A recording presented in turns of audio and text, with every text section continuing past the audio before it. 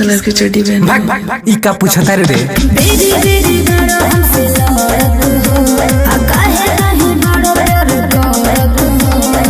सच सच बताना किस कलर की चड्डी पहनी? अरे ना मन बे तो सुन। लाल ना गिरीन खाली हाला बाटे, अरे लाल ना गिरीन खाली हाला बाटे। आके देखो ये जान काला काला बाटे, आके देखो ये जान काला काला बाटे। काला काला काला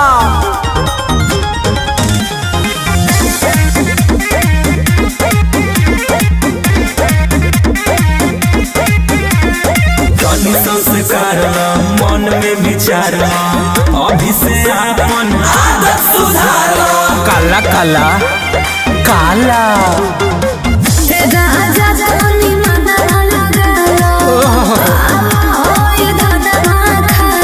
कसम से बोल रही हूँ। कसम से बता दो ना किस कलर की चड्डी पहने हो? हर जाड़ा में आड़ा कोयले बनी रह दे। कैसे दिखाई पाला पाला बाटे, कैसे दिखाई पाला पाला बाटे। आके देखो ये जान काला काला बाटे, आके देखो ये जान काला काला बाटे।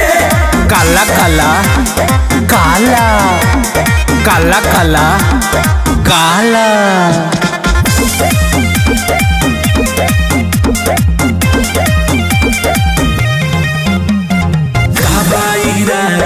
बोले लू ज्यादा आवता कैसन फीलिंग दादा।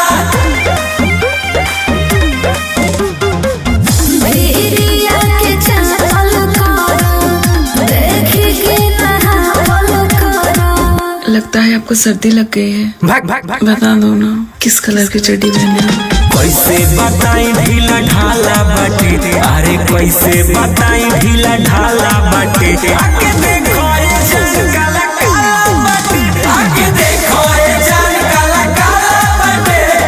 दे देते तो मर थोड़ी जाते।